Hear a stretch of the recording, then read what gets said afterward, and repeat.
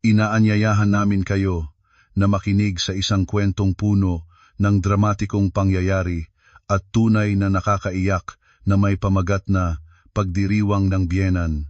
Hinarangan ng aking biyenang babae ang aking mga magulang sa pintuan, may limitasyon ang pagkain sa handaan. Sinabihan silang umuwi na, at inakay ko sila sa isang 5-star na restaurant. Nang maglaon, nagulat ang aking biyenang babae at nagtanong, sino ang magbabayad ng 500,000 piso? Ang ingay ng mga sasakyan sa labas ay parang sumisigaw para sa kawalan ng lakas at pagkainip na umaapaw sa aking dibdib. Mahigpit kong hawak ang manibela, ang aking mga mata ay nakadikit sa makapal na trapiko na hindi gumagalaw sa harap ko.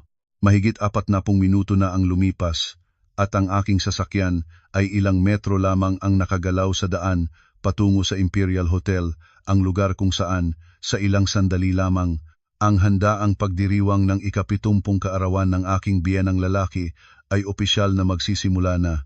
Ang handaan na pinag-ukulan ko ng buong puso at isang napakalaking halaga ng 500,000 piso. Para sa paghahanda, personal kong pinili ang bawat pagkain, inaprubahan ang bawat detalye ng dekorasyon, na may isang simpleng pananabik lamang ang magpasaya sa aking biyenang lalaki, upang ang aking asawa si Daniel ay makapagmayabang sa harap ng kanyang mga kaibigan, at upang ang aking biyenang babae, si Doña Carmen, ay maging masaya sa kanyang may bahay na ito kahit isang beses lamang. Ngunit ngayon, ang lahat ng maingat na paghahanda ay tila nagiging laban sa akin, naiipit ako. Habang ang dalawang pinakamahalaga sa aking buhay, ang aking ama't ina, ay malamang na nakarating na doon. Ang telepono sa upuang katabi ko ay nag-vibrate numero ng aking nanay. Humigpit ang aking puso, dali-dali akong kumuha ng earphone. Alo, nanay. Nandoon na ba kayo ni tatay? Pasensya na nanay. Nakakulong ako sa trapiko. Malapit na ako. Sa kabilang linya, ang boses ng aking nanay ay may kaunting pag-aalangan, halo ng pagod mula sa mahabang biyahe. Oo, anak, nandito na kami sa lobby ng hotel. Napakaganda at napakalaki nito, parang palasyo. Huwag ka magmadalian, mag-ingat ka sa pagmamaneho. Dito na lang kami maghihintay sa iyo. Sa pakikinig sa boses ng aking nanay, naiilarawan ko ang dalawang figura. Ang aking mga magulang ay nagising pa ng ika-4 ng umaga, nagsabing sumakay sa pinakamaagang bus mula sa lalawigan patungong lungsod. Tiyak na ang maingat at maalingasngas na biyahe ay nagpagod sa dalawang matandang katawan. Naiisip ko ang aking ama na nakasuot ng kupas na polo shirt, maingat na yakap ang basket ng regalo mula sa probinsya. Sa loob ng basket ay isang dosenang itlog ng manok na pinastol, ilang saging na latundan, at isang malaking manok na matagal niyang pinalaki sa loob ng 1 taon para gamitin bilang regalo sa pagdiriwang ng biyenang lalaki. Para sa iba, baka ito ay mga ordinaryong bagay lamang, ngunit para sa aking mga magulang, ito ay ang kanilang buong puso, ang kanilang pagsasakripisyo, ang pinakatapat na pagmamahal na mayroon sila. Nabulunan ako sa kinukuha at nagsalita sa telepono, Nanay, pumasok na kayo sa loob ng lobby at maghanap ng upuan para makapagpahinga. May aircon doon, huwag kayong tumayo sa labas sa init.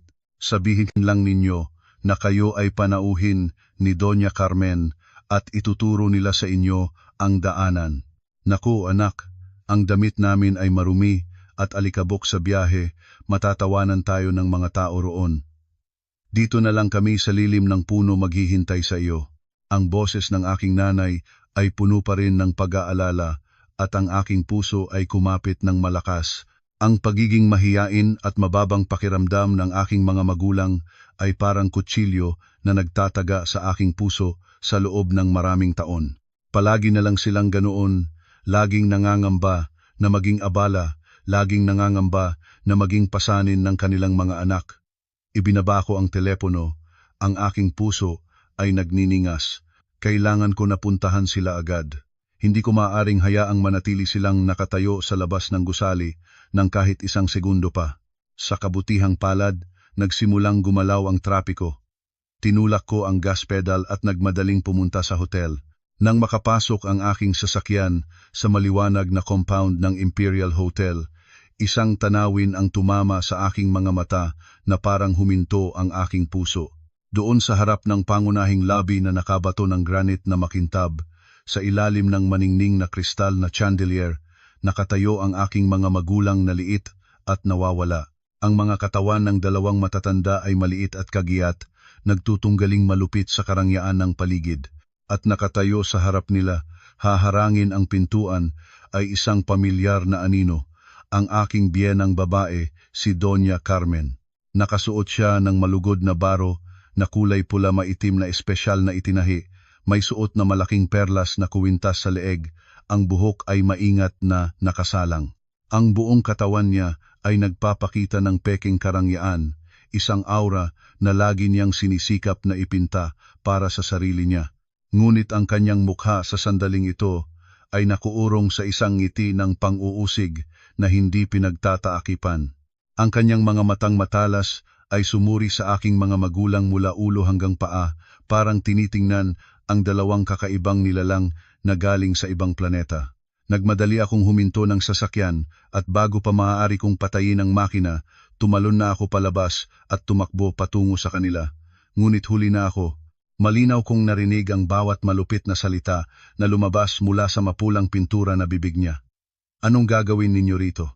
Ang boses niya ay sinadyang malakas upang marinig ng mga mararangyang panauhing bumababa mula sa mga mamahaling sasakyan sa malapit. Alam ba ninyo kung saan kayo naandito?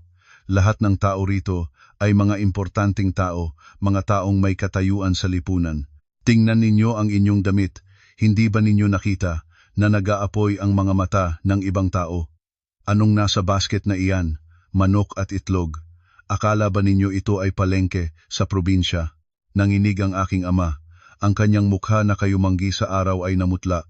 Sinubukan niyang magsalita, ang kanyang boses ay lumabas na puno ng kahihiyan. Opo, po, mahal naming biyenang babae, gusto lang naming. Pinigilan siya ni Doña Carmen at tumatawa ng maingay. Wala akong ganitong klase ng biyenan na galing probinsya at walang-wala. Sinabi ko na kay Carla, walang pumasok na hindi imbitado sa handaang ito. Bakit hindi ba niya sinabi sa inyo? Ang aking nanay ay nakatayo sa likod ng aking ama. Mahigpit na hawak ang tabi ng kanyang damit. Ayaw niyang itaas ang kanyang mukha, nakatingin lang sa lupa sa kanyang mga lumang tsinelas na naubos na. Nakita ko ang kanyang mga payat na balikat na nanginginig. Umiiyak siya. Ang mga luha ay tahimik na nagtatago ng hapdi at kahihiyan. Hindi pa titigil si Doña Carmen. Humakbang siya ng isa pa, ang kanyang boses ay bumaba ngunit puno ng pagbabanta, parang isang huling hatol. Pakinggan ninyo ito ng malinaw. Ang lahat ng pagkain sa handaang ito ay nakaporsyon na, walang para sa mga hindi imbitado. May limitasyon ang pagkain. Umuwi na kayo. Ang mga salitang iyon, 6 na salitang maikli, ngunit malupit tulad ng kutsilyo ng yelo na tumusok sa aking dibdib. Parang nagaliling ang lupa sa paligid ko. Nawala ang lahat ng tunog, naiwan lamang ang ugong sa aking mga tainga. Nakita ko ang aking ama, ang lalaking hindi nagpapaluhod sa kahit sino sa buong buhay niya, nakatayo doon, yumukod na ang likod, ang dalawang magaspang na kamay ay nakakulangot ng matindi anupat, ang mga bukol ng kanyang mga daliri ay naging maputi. Hindi siya makasalita, kahit isa ang sama ng loob ay pumigil sa lahat ng salita sa kanyang lalamunan. Tahimik lamang siyang lumiko at hinawakan ang kamay ng aking nanay, handa nang umalis sa katahimikang puno ng kahihiyan. Sa mismong sandaling iyon, tumakbo ako. Hindi na ako nakakaramdam ng galit.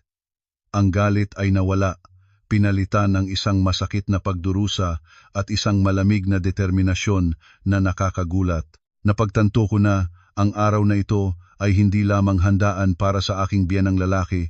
Ito ay ang araw ng libing ng aking pag-aasawa, ang libing ng mahabang taon ng pagtitiis at sakripisyo sa kawalan. Mga minamahal na manonood, ang kwentong inyong sinusundan ay isang mahabang paglalakbay na puno ng emosyon upang maipahayag ng buo ang mga mensahe tungkol sa pagpapahalaga sa sarili, dignidad at katarungan. Ang ilang bahagi ng kwento ay maaaring haka-haka at may tulong ng artipisyal na katalinuhan, para sa layunin ng pinakamalalim na karanasan sa libangan at mga makabuluhang aral na pang-edukasyon. Umaasa kami na kasama ninyo naming tatahak hanggang sa katapusan ng daan na ito upang makita kung paano haharapin ng babae sa kwento ang paparating na bagyo at kung mahahanap niya ang kaligayahan at paggalang na nararapat sa kanya.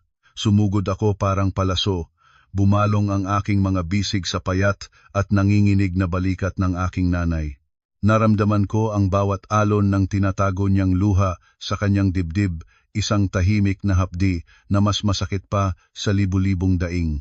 Itinangad ko ang aking ulo at tumingin ng diretso sa mga mata ng aking ama na dumilim sa sakit at kahihiyan. Ang aking boses ay parang basag, nagkakabiyak-biyak. Halika na, tatay, nanay, dalhin ko kayo. Sadyang hindi ako lumingon kay Doña Carmen kahit isang beses. Para sa akin, siya ngayon ay hindi na tao, isang lason lamang siya na lumalagalag sa hangin. Ang aking paghamak sa kanya ay lumampas na sa galit. Ang galit ay maaaring magpawala ng kontrol sa tao, ngunit ang ganap na paghamak ay nagbibigay sa akin ng katahimikang nakakagulat. Iisa lamang ang aking iniisip, dalhin ang aking mga magulang palayo sa maruming lugar na ito agad, palayo sa pag-usisa ng mga estranyo, at pinakamahalaga, palayo sa kasamaan ng babaeng akala ko ay pamilya ko sa loob ng maraming taon. Nang iakay ko ang aking ama't ina papalayo, isang pamilyar, ngunit kakaibang boses ang tumakas mula sa likod. Huminto ang aking mga paa. Carla, ano ang ginagawa mo? Tinitingnan tayo ng lahat. Si Daniel ang aking asawa. Nagmamadali siyang lumabas mula sa loob ng ballroom. Ang karaniwang magandang mukha niya ay nabasa ng kalituhan at pagkabigla. Hindi siya tumingin sa aking mga magulang. Walang kahit isang pagtango ng ulo bilang pagbati. Walang salita ng pagtatanong pagkatapos ng kanilang mahabang biyahe. Ang kanyang mga mata ay nakadikit lamang sa akin, isang sulyap na puno ng sisi. Para bang ako ang nagdudulot ng problema, ako ang nagwawasak ng lahat. Humakbang siya patungo sa akin at mahigpit na hinawakan ang aking braso. Ang boses ay bumubulong, ngunit puno ng pagmamakaawa at kahinaan. Carla, kalmahin mo ang sarili mo, may sasabihin tayo ng maayos. Alam mo na ang ugali ni nanay, naiinit lang siya ngayon. Iuwi mo na lang muna si lolo at lola para makapagpahinga sila, mamaya na natin harapin to. Kapag nag-ingay ka rito, magagalit si nanay at masisira ang kasiyahan ng handaan. Bawat salita ni Daniel, bawat salitang lumalabas sa kanyang bibig, ay hindi pag-aalala sa sakit ng aking mga magulang, ni hindi pagtatanggol sa asawa niyang nakatayo bilang kalasag ng kanyang pamilya. Ito ay takot lamang. Takot sa galit ng kanyang ina, takot na masira ang handaan, takot na mapintasan ang mukha ng kanilang pamilya. Sa isang sandali, naalala ko ang nakaraan nang siya ay isang mahirap na mag-aaral, mahigpit na hinawakan ang aking kamay at nangako, Carla, anumang mangyari, lagi akong nasa panig mo, pinoprotektahan kita at ang iyong pamilya. Ang pangakong iyon ay ngayon ay nakatunog na napakamapanukso at mapait. Ang usapan ng lalaking ito ay nagkahalaga lamang ng hindi nito nasanggalang ang kanyang sariling pagkamakasarili at kaduwagan. Ang mga luha na pinagsikap kong pigilin ay biglang naging tuyot. Isang malamig na pakiramdam na nakakagulat ay kumalat sa aking buong katawan simula sa lugar kung saan siya humawak sa akin at nagyelo ang aking puso.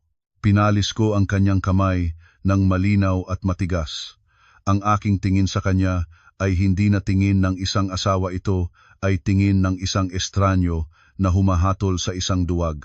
Isang ganap na kabiguan, isang walang hanggang paghamak. Pinatay nito ang lahat ng natitira sa akin. Bawat kaunting pagmamahal, bawat kaunting pag-asa. Hindi ako umiyak, hindi nakipagtalo. Ang pag-iyak o pagsigaw sa sandaling ito ay magpapalala lamang sa sitwasyon ng aking mga magulang at magpapababa ng aking sariling halaga. Alam ko na ang aking labanan ay hindi isang mabilis na pagtatalo rito. Ito ay isang mahabang laro ng chess, isang laro na itinimpla ko ng 5 taon, at ngayon, kailangan kong gawin ang mga mapagpasyang kilos. Marahang hinawakan ko ang malamig na kamay ng aking nanay ang magaspang na kamay ng aking ama. Tumingin ako sa kanilang mga mata nang may katiyakan at katapangan, pagkatapos nang hindi na nagsalita pa kay Daniel, tuwid na akong umakay sa kanila papalayo. Naramdaman ko ang mga mata ni Daniel na nakadikit sa aking likod, isang tingin na puno ng pagkagulat at marahil ay kaunting pagkatakot sa aking nakakatakot na katahimikan. Baka sanay na siya sa isang karlang, laging nagtitiis, laging nagpapalabas para sa kanya, laging nagliligpit ng mga kalabog na ginawa ng kanyang pamilya. Hindi niya alam na ang isang bagay na napakahigpit na piniga ay magbabanat din, at ang isang tao na napilitan hanggang sa pinakadulo ng sakit, ang katahimikan, ang pinakamalupit na ngaungaw. Lumakad kami ng tuloy-tuloy palabas ng bakuran ng hotel, iniwan sa likod ang isang mundo ng plastik na karangyaan, iniwan ang mga mata ng pag-usisa, ang bulong ng mga dila. Hindi ako lumingon. Alam ko na nang lumakad ako roon, hindi lamang ako umalis sa isang handaan, umaalis na rin ako sa lumang buhay, sa papel na aking pagod na pinananatili sa loob ng maraming taon. Hindi ako umiyak, ngunit narinig ko ang aking sariling puso na nagkakabiyak. Hindi para sa aking sarili kundi para sa mga tahimik na luha ng mga nagbigay sa akin ng buhay. Ang mga luhang iyon ay mas mabigat pa sa 1 toneladang tingga na dumurog sa aking puso. Sa kanilang isipan, dadalhin ko ang aking mga magulang sa bahay at iiyak, at bukas ay babalik na akong mapagtiis. Nagkamali sila. Sa dulot ng gabi ngayon, hindi ako magiging tagapalaro na pinahiya. Magiging ako ang muling susulat ng katapusan. Nang ang aming mga likod ay mawala na sa likod ng mga puno, si Daniel ay nanatiling nakatayo sa lobby na parang estatwa. Ang malamig na hangin ng hapon ay lumipas sa kanya at pinalig siya hindi dahil sa lamig, kundi dahil sa huling tingin ko, isang tingin na walang laman at kakaibang nakakatakot. Ang kanyang naguguluhang mukha ay nahulog sa paningin ni Doña Carmen. Mayamot na hinawakan ng biyenang babae ang bisig ng kanyang anak lalaki at inilabas siya sa loob. Ang boses ay nangihahalina na tila nanalo siya ng labanan. Pabayaan mo na ang bastos na babaeng iyon. Nagpahiya siya sa akin sa harap ng napakaraming tao, at ang mga magulang niya tunay na mga probinsyano na walang modo, hindi imbitado, ngunit nagsipunta pa rin. Pumasok ka na at asikasuhin ang mga panauhin. Huwag hayaang sirain ng mga bagatelang ito ang masayang araw ng ama mo. Ito ay espesyal na okasyon ng ating pamilya. Nangusap si Daniel ng isang opo at tahimik na sumunod sa kanyang ina. Ngunit sa kaibuturan ng kanyang puso ay isang kalabog. Hindi niya maunawaan ang biglang pagbabago sa akin. Nakaramdam lamang siya ng malabong pagkabalisa, parang malapit siyang mawalan ng isang napakahalagang bagay, ang bagay na lagi niyang kinasasandalan nang hindi niya namamalayan. Pinawi niya ang sarili sa palagay na nagtatampo lamang ako, na sa ilang salitang pag-alo at isang regalo, magiging ayos ulit ang lahat. Masyadong sanay na siya sa aking pagpapatawad. Ang handaan ay nagpatuloy. Ang musika, tawanan, pagtaling ng mga baso ay nagpatuloy na malakas, pinagsisikap na takpan ang nangyaring kakaibang sandali.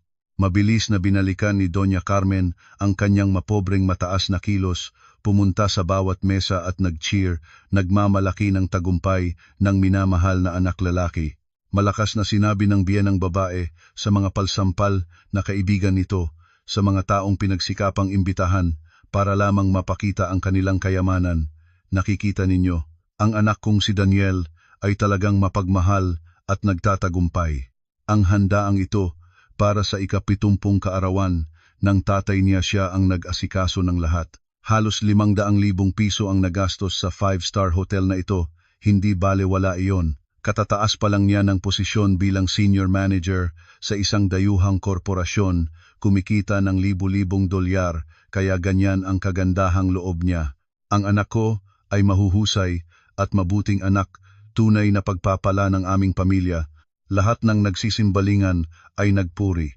Ang mga papuring may pakpak, mga hungkag na papuri ay pumasok sa kanyang mga tainga at nagpabago ng loob niya at nakalimutan ng lahat. Si Daniel ay nakaupong katabi niya, nakikinig sa kanyang ina habang nagsisinungaling ng walang kinurap na mata. Ang kanyang mukha ay bahagyang nagbago, pagkatapos ay yumukod at ininom ang baso ng alak na para bang walang nangyari. Nasanay na siya sa pamumuhay sa loob ng balat na gawa ko at ngayon ay tinatamasa niya ito ng duwag. Wala sa kanila kahit si Daniel ang nakaalam ng masakit na katotohanan sa likod ng magandang hitsura. Ang katotohanang si Daniel Cruz ang mahuhusay at mabuting anak lalaki sa salaysay ni Doña Carmen ay sa katunayan isang ordinaryong empleyado sa benta na may payak na sahod, sapat lamang para sa personal na gastusin at ilang murang regalo para mapagalagan ang kanyang ina. Hindi siya nakatanggap ng promosyon. Ang pamagat na senior manager ay isang lantarang kasinungalingan na kanyang ginawa para lamang masiyahan ang mapagmataas na ina. At ako sa aking bulag na pagmamahal ay nakiisa sa pagtatago ng kasinungalingang iyon.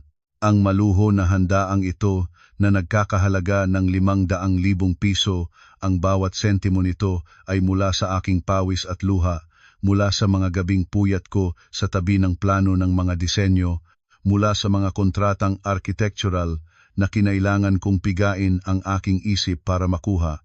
Ako ay isang kilalang arkitekto sa industriya. Ang aking kita ay 10 beses na mas mataas kaysa sa sahod ni Daniel. Ngunit dahil sa pagmamahal sa kanya at dahil gusto kong pangalagaan ang dignidad ng isang lalaki, tinanggap ko ang pagtatago ng lahat. Noong ikasal kami, hawak ang aking kamay. Sinabi niya, "Carla, mas mahuhusay ka sa akin at ipinagmamalaki kita." Ngunit ang nanay ko ay may masamang paniniwala tungkol sa masyadong makapangyarihang babae. Baka sabihin mo na lang na may ordinaryong trabaho ka para hindi kanya pahirapan at magiging mapayapa ang ating pamilya. At sumang-ayon ako. Nagsabi ako sa kanyang pamilya na ordinaryong empleyado lamang ako sa opisina. Tinanggap ko na hawak niya ang aking supplementary card para gastusin, bumili ng mga bagay at lumikha ng peking tagumpay. Minsan, ginamit niya ang aking pera para bumili ng mahal na regalo para sa kanyang ina at nagsabi na bonus daw iyon mula sa trabaho niya. Naramdaman ko ang bahagyang pagkadismaya, ngunit pinahupa ko ang aking sarili, basta masaya siya, basta masaya ang kanyang ina, sulit naman. Ang handaang ito ay ganoon din.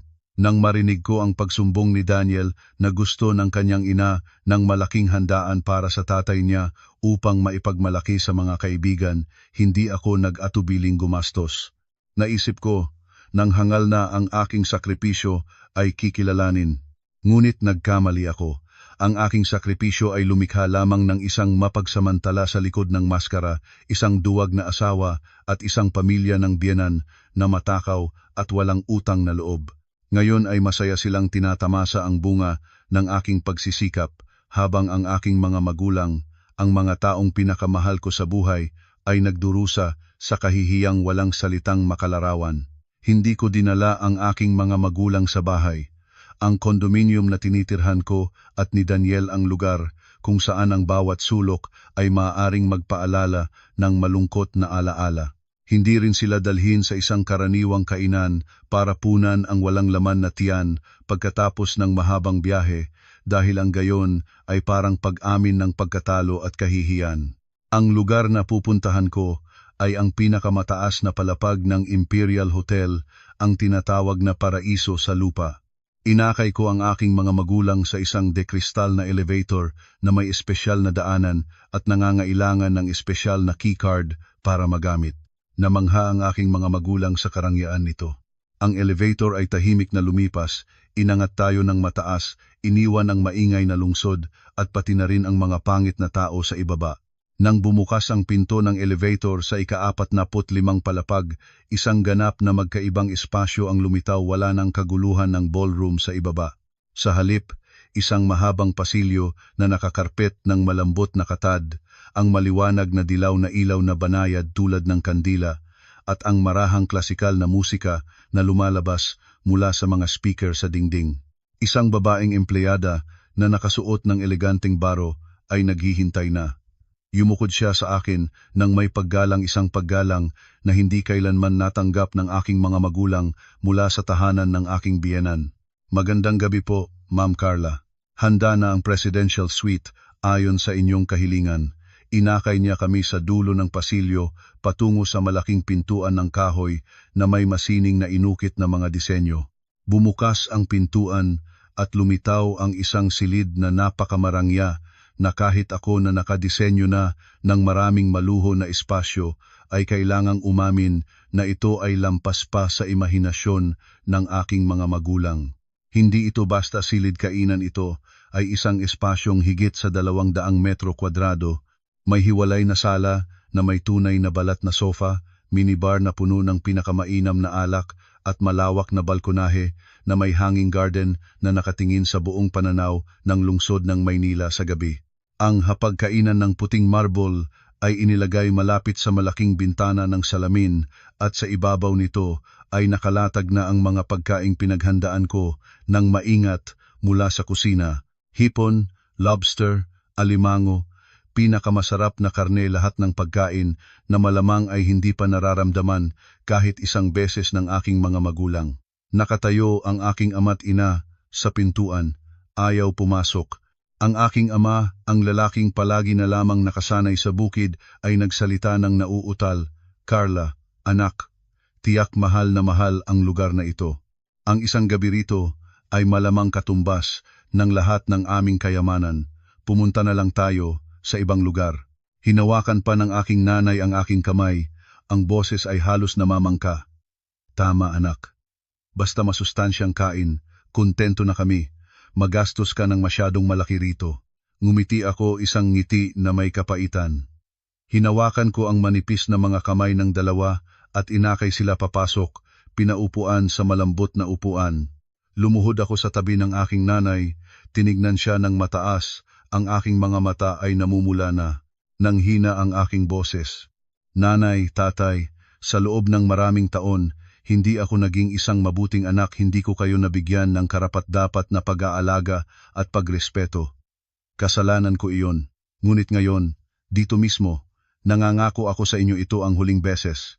Hindi na kailanman, kahit kailan, pahihintulutan ko ang sinumang taong hamak ang aking mga magulang." Sinabi ko iyon, at kumuha ng mga kutsara at tinidor, at personal na kinuha ang pinakamasustansyang pagkain at inilagay sa plato ng aking nanay. "Nanay, tikman mo ito. Sabihin mo kung masarap." Pagkatapos ay kumuha rin para sa aking ama. "Tatay, kumain ka na rin. Lahat ng ito ay galing sa pawis at luha ng sarili mong anak. Kumain na kayo. Huwag na kayong mag-alala ng kahit ano. Ngayon, gusto kong kayo ang pinakamaligayang tao." Sa pagtingin sa mga mahal na pagkain sa kanilang plato, sa pagtingin sa anak na lumuhod sa tabi nila, hindi mapigilan ng aking mga magulang ang kanilang mga luha. Ngunit sa pagkakataong ito, hindi ito luha ng kahihiyan, ito ay luha ng pagkaantig at pagmamahal sa anak na kumukutya sa kanilang puso. Ang kainan ay nagsimula sa katahimikan. May tunog lamang ng iniingatan na luha ng nanay at buntong hininga ng ama, ngunit unti-unting gumaan ang simbuyo. Nagsimulang tikman ng aking ama't ina ang mga pagkain at nagpuri ng mabuti. Ang pagkakita sa ngiti na bumabalik sa kanilang mga mukha ay parehong nagpainit at nagsakit sa aking puso. Dapat na matagal ko na nang ginawa ito para sa kanila. Nang makita ko na ang aking mga magulang ay talagang nasa kaginhawaan na at tinatamasa ang kainan, marahang tumayo ako. Ang simbuyo sa silid ay nagpainit na. Ang aking ama ay kusang loob na. Nagbuhos ng kaunting alak, bagay na hindi niya nagagawa kailanman, at nagpuna ng may pag-aalangan na ang lasa ay kakaiba, ngunit masarap din. Sa pagkakita sa kanila ng ganoon, isang kapayapaang matagal ko nang nawala ay biglang bumalik. "Kumain na kayo ng maayos. Lalabas muna ako sa balkonahe para sa hangin, babalik ako agad." Sinabi ko, pinagsisikapang normal ang aking boses para hindi sila mag-alala. Lumabas ako sa balkonahe at isinara ang makintab na pintuan para hindi makagambala sa dalawa. Ang hangin ng gabi sa ika-45 palapag ay malakas. May kahalumigmigan mula sa ilog, tinanggal ang aking buhok at pinawi ang namumugas na galit sa aking puso. Mula rito, makikita ko ang buong lungsod na kumikislap sa ibaba. Mga matataas na gusali, mga abalang sasakyan, lahat ay tila maliit. At napagtanto ko na ang mga tao at pangyayari na nagdulot sa akin ng pagdurusa, maliit din sila at hindi karapat-dapat na maging dahilan ng aking labis na pag-aalala. Sa aking mga mata ngayon, ang mga ilaw na iyon ay hindi na mga baga ng galit, sila ay mga bituin na nagbibigay alam ng bagong simula. Kinuha ko ang aking telepono, ang screen ay puno pa rin ng mga hindi nasagot na tawag mula kay Daniel. Pinagdaanan ko ang mga ito nang walang kahit na kaunting emosyon. Pagkatapos ay naghanap ng numero ni Manager Andres, ang General Manager ng Imperial Hotel. Si Andres ay hindi lamang isang kasosyo sa negosyo, siya ay isang lumang kaibigan mula sa kolehiyo, isang taong lubos kong pinagkakatiwalaan. Siya ang tumulong sa akin na ayusin ang lahat para sa handaang ito ng pinakamaingat na paraan, at siya rin ang tanging tao na may alam sa aking kwento. Isang tawag lamang at nasagot na. Ang boses ni Andres ay mabilis. Alo, Carla, ano na? May problema ba sa ballroom? Nakita ko kayong umahon ni Tito at Tita at hindi ka nagsabi ng kahit ano. Nag-alala na rin ako. Huminga ako ng malalim, pinuno ang aking dibdib ng malamig na hangin ng gabi pagkatapos ay nagsalita. Ang aking boses ay malamig at matalas tulad ng bagong hasang talim. Andres, walang problema. Lahat ay masaya pa rin. Tinawagan kita para ipaalam ang isang mahalagang bagay. Gusto ko na opisyal na bawiin ang aking pahintulot na bayaran ang natitirang 50% ng gastos ng handaan sa Diamond Ballroom gamit ang aking credit card. Sa kabilang linya, ilang segundo ng katahimikan. Sapat na para marinig ko ang hangin. Si Andres ay malinaw na nagulat sa biglang desisyon ko. Bakit? May nangyari ba? Sabihin mo sa akin, kailangan ko bang tumulong? Ang tapat na pag-aalaga niya ay nagpainit ng aking puso, ngunit alam ko na ito ay aking sariling labanan. Ngumiti ako ng mapang-uyam ngiti na walang init, may mapait na panlalait lamang. Walang malaking bagay. Andres, biglang naramdaman ko na ang handaang ito ay masyadong mahal kumpara sa tunay na halaga nito. At iniisip ko rin na ang taong nag-imbita ng mga panauhin, ang taong nagpapakita ng mukha, ang taong nagmamalaki ng kanilang pagmamahal sa pamilya, sila dapat ang responsable sa pagbabayad ng bayarin. Iyon ang tunay na katarungan, hindi ba? Si Andres, isang mataling tao, ay agad na napagtanto na may hindi tama. Hindi na siya nagtanong pa tungkol sa aking personal na bagay. Naunawaan ko na. Iginalang ko ang iyong desisyon. Ano ang ibig mong sabihin? Nagpatuloy ako. Ang boses ko ay malinaw at walang pag-aatubili, tulad ng pagbabasa ng isang sentensyang handa ng ihatol. Sa katapusan ng handaan, iutos sa mga empleyado na iprint ang kumpletong bayarin kasama ang natitirang 250,000 piso at lahat ng karagdagang gastos, lalo na ang mahal na mga bote ng alak na kusang loob na in-order ng host. Pagkatapos, dalhin ang bayarin at humingi ng direktang pagbabayad mula sa mga nakalistang nag-organisa ng handaan, si Doña Carmen at Daniel. Kung hindi sila kaya, gawin mo ang karapat-dapat ayon sa proseso ng hotel, walang pabor-paboran. Hindi ako makikialam at hindi na rin ako tatanggap ng anumang responsibilidad mula rito. Si Andres ay nanahimik ng matagal. Narinig ko ang kanyang buntong hininga. Sige Carla, kung iyan na ang iyong desisyon, susundin ko. Aasahan mong propesyonal at diskreto ang aking pangangasiwa sa bagay na ito. Salamat Andres. Nandito ako sa presidential suite sa itaas. Ipaalam mo sa akin kung may mangyari. Ibinaba ko ang telepono. Nakatayo ako sa balkonahe. Nakatingin sa lungsod sa ibaba. Alam ko na ang aking desisyon ay magpapasimula ng isang tunay na labanan. Ilalantad nito ang peking mukha ng aking asawa, wawasakin ang maling paniwala ng aking biyenang babae sa kayamanan, magkakaroon ng hidwaan, magkakaroon ng luha, at tiyak na ito ang katapusan ng isang pag-aasawa. Ngunit hindi ako nagsisisi. Nang walang awa nilang yurakan ang dignidad ng aking mga magulang, kusang loob na nilang pinutol ang huling ugnayang nag-ugnay sa atin. Hindi ito paghihiganti, ito ay paghahanap ng katarungan. Katarungan para sa aking mga magulang at katarungan para sa aking sarili pagkatapos ng maraming taon ng pamumuhay sa pagsisinungaling at pagtitiis. Ang unang kilos ay nagawa na. Ngayon, babalik na ako sa loob para magpatuloy ng kainan kasama ang aking mga magulang at abangan kung paano mababalian ng hiya ang palabas sa ibaba. Habang tahimik at mainit-init na nagtatamis ng aming hapunan sa mataas na palapag, ang palsiw na handaan sa Diamond Ballroom sa ibaba ay nagpatuloy sa maingay at peking simbuyo. Pagkatapos ng naganap na insidente sa pintuan, tila nalimutan ni Doña Carmen ang pagkakaroon ng kanyang mga biyenan at ng mapaghamak na may bahay.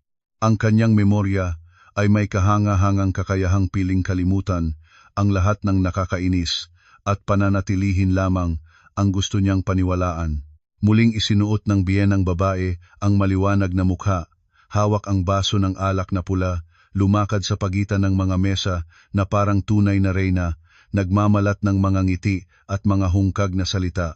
Nagpakilala siya sa lahat tungkol sa kayamanan ng kanilang pamilya, tungkol sa $1,000 na trabaho ng kanyang minamahal na anak.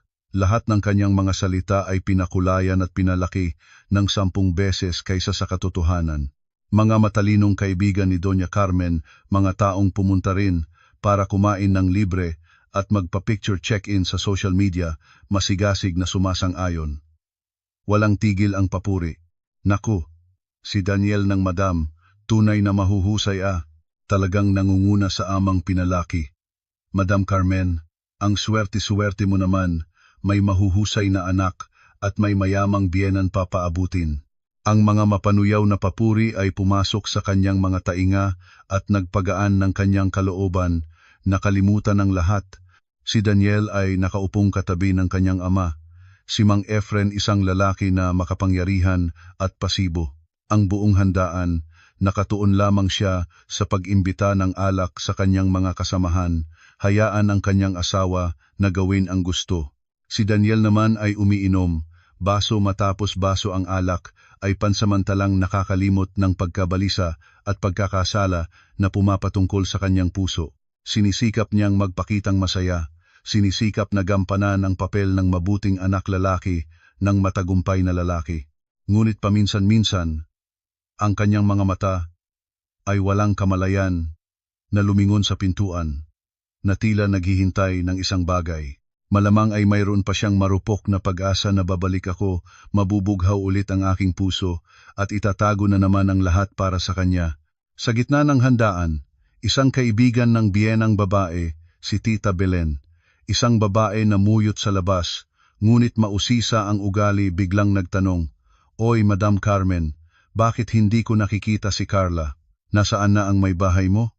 Espesyal na okasyon ng pamilya, pero wala ang pangunahing may bahay. Nakita ko pa naman sila kanina kasama ng kanyang ama at ina sa pintuan, bakit umalis ng maaga?" Ang tanong ni Tita Belen ay tulad ng karayom na tumusok sa balon ng kayabangan ng biyenang babae at bahagyang bumaba ang simbuyo sa pangunahing mesa. Nagulat ng bahagya si Doña Carmen, ang masayang mukha ay biglang natigasan, ngunit mabilis niyang tinakpan ng isang pinipilit na ngiti at galaw ng kamay na mapagmataas. May bigla ang trabaho siya sa kumpanya kaya umalis ng maaga. Ang trabaho niya ay abala-abala ngayon, mga maliliit na gawain lamang iyon. Sige na, ang bida ngayon ay ang biyenang lalaki niya, magsaya na tayo. Nagsalita siya tungkol sa akin ng walang pag-aakala, na para bang isa lamang akong estranyo na hindi mahalaga, isang pangalawang karakter na kahit wala ay hindi bale. Wala siyang alam na ang batang nagtatrabaho ng emergency ay nasa itaas na lamang ng kanyang ulo at hawak sa kanyang mga kamay ang kapangyarihang magpasya ng kapalaran ng buong handaang ito at ng kanyang sariling kapalaran. Si Doña Carmen, sa pagkalango ng papuri at ambisyon, ay mataas ang loob na nag-order pa ng pinakamahal na mga bote ng alak sa menu ng hotel.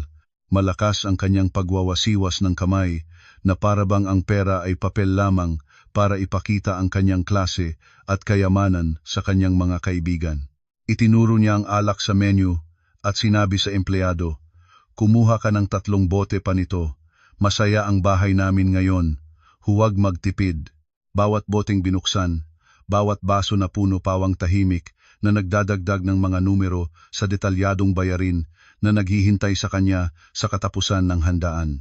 Ang buong pamilya ay nalulunod sa palabas na kanilang sarili ang gumawa, isang palabas na binayaran ng pera at pagsisikap ng taong pinakanilait nila. Wala silang alam na mabababaan na ang kurtina at nang mawala ang ilaw ng entablado, ang hihintayin sa kanila ay hindi palakpakan kundi isang hubad at malupit na katotohanan. Lumipas ang oras, ang maluho na handaan ay tumapos din sa wakas. Ang mga panauhin na busog na sa pagkain at inumin, nakakuha ng sapat na magagandang larawan para i-post sa social media, ay isa-isang umuwi na. Nakatayo sina Doña Carmen at Mang Efren sa pintuan para magpaalam sa mga panauhin, masayang masaya, hindi nagpahinga ang dila ng pagpapasalamat at pangako ng muling pagkikita. Nang umalis na ang huling panauhin, ang malawak na ballroom ay nag-iwan ng gulo ng mga pinggan at baso at ang pamilyang apat nila ay natira.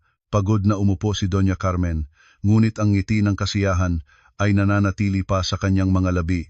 Sino ang masasabi na hindi naging magaling ang laraw na ito? Pinuri lahat ng tao si Daniel, talagang mabuting anak at matagumpay. Talagang hindi nasayang ang aking pagpapalaki sa kanya. Si Mang Efren, bahagya ng lasing, umiling ng sang-ayon sa asawa. Ang tanging si Daniel ay tahimik, ang kanyang ngiti ay napilit, ang kanyang loob ay puno pa rin ng pagkabahala. Doon mismo ay lumapit si Andres, ang general manager ng hotel, sa isang eleganteng itim na suit. Ang kanyang mukha ay profesional pa rin, ngunit sa kanyang mga mata ay wala na ang sigla ng simula ng handaan. Kasunod niya ay isang babaeng empleyada na may hawak na isang pilak na bandehado na natatakpan ng puting tela. Ngumiti si Andres ng profesional, ang boses ay mahinahon at magalang ngunit may dignidad na hindi maaaring baliwalain. Kina Doña Carmen, Mang Efren at Daniel, kung maaari po, ikukompute ko na ang gastos ng handaang ito ngayong gabi. Nagbigay ng senyal si Andres sa empleyada.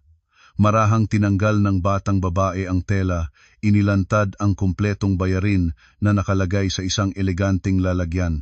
Dinampot ni Doña Carmen ang mata sa papel ng bayarin, pagkatapos ay tumatawa ng pababa, ang mukha ay puno ng kayabangan. Hindi niya ito kinuha, itinaas lamang ang kanyang baba patungo kay Daniel, ang boses ay naguutos ng natural. Parang ang pinakanatural na bagay sa mundo. Daniel, ikaw na ang magbayad, ang matatandang lalaki sa bahay. Kung mahal mo ang iyong mga magulang, ay dapat mong pangalagaan ng buo. Umuwi na ang lahat, ayusin mo na ito, at umuwi na rin tayo. Nagsalita siya ng halos nangangalaga sa kanyang anak, at naghahangad din na ipaalala sa kanya ang kanyang papel at responsibilidad sa palabas na kanyang idinirihe. Lubos siyang nagtitiwala na, sa pamagat na senior manager at $1,000 na sahod, ang pagbabayad ng bayarin ay maliit lamang na bagay para sa kanyang anak. Si Daniel, nang marinig ang kanyang ina, ang mukha ay bahagyang nagbago.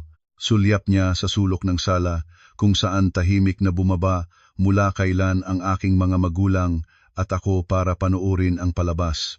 Ang kanyang mata ay naghahanap ng tulong, ngunit mabilis na lumingon nang masalubong ang aking malamig na tingin. Huminga siya ng malalim, sinubukang ibalik ang kumpiyansa, tumayo at nagsalita kay Andres. Opo, ako na. Kinuha niya ang kanyang pitaka, lumabas ng isang credit card na pula na ibinigay sa empleyada, ang bibig ay hindi nalimutang magsabi sa ina para magpakita. Maliliit na bagay lang ito, nanay, magpahinga ka na lang. Tinanggap ng empleyada ang card, inilagay sa portable na machine, at nagsimulang mag-input ng datos. Ang buong pamilya ay naghihintay ng senyales ng tagumpay, ngunit sa halip, ang machine ay naglabas ng isang maigting na tunog ng pagkabigo. Isang tunog na nagpapahiwatig ng hindi magandang balita. Tumingin ang empleyada sa screen, pagkatapos ay umangat. Ang boses ay may kaunting pag-aalalang pagmamahal. Pasensya po, ang card ninyo ay may error. Hindi natanggap ang transaksyon. Mayroon ba kayong ibang card na maaari ninyong gamitin? Natigasan ang ngiti ni Daniel. Nagmadali siyang kumuha ng isa pang card, isang platinum card na mukhang mas marangya pa. Eto, subukan mo ito. Ngunit hindi nagbago ang resulta. Ang ingay ng pagkabigo ay muling tumakas. Nagmadali siyang kumuha ng huling card, ang itim na card na ako ang gumawa para sa kanya. Ngunit hindi 3 beses na ang maigting na tunog ng pagkabigo, 3 beses na pagtanggi, tulad ng 3 biling pampababa sa kanyang mukha sa harap ng lahat ng empleyado ng hotel. Ang pawis ay nagsimulang tumagas sa noo ni Daniel, hindi niya maunawaan ang nangyayari. Ang mga card na ito ay lahat supplementary mula sa aking account, mataas ang limitasyon, hindi kailanman may problema, hindi niya alam na ang tunay na may-ari ng mga card ay nagpapanatili ng lahat ng ito matagal na. Ang simbuyo sa loob ng ballroom ay biglang naging nakakainis. Ang masayang ngiti sa labi ni Doña Carmen ay nawala, pinalitan ng pagkalito at kaunting pagkayamot. Tinignan niya ang machine ng bayad na para bang kaaway niya. Bakit, anak? May problema ba sa card o nakalimutan mo ang password? Si Daniel, kaya na nito. Ang pawis ay bumabalat sa kanyang noo at binabasa ang kanyang polo shirt. Umuutal siya ng mga salitang wala ng kumpiyansa. Siguro system error ng bangko. Mabagal ang koneksyon ngayon.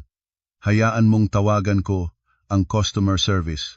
Mabilis na kinuha niya ang kanyang telepono, nagpagawa ng pagtawag, ngunit sa katunayan ay nagtatagal lamang, umaasa na mayroon sa magiging himala.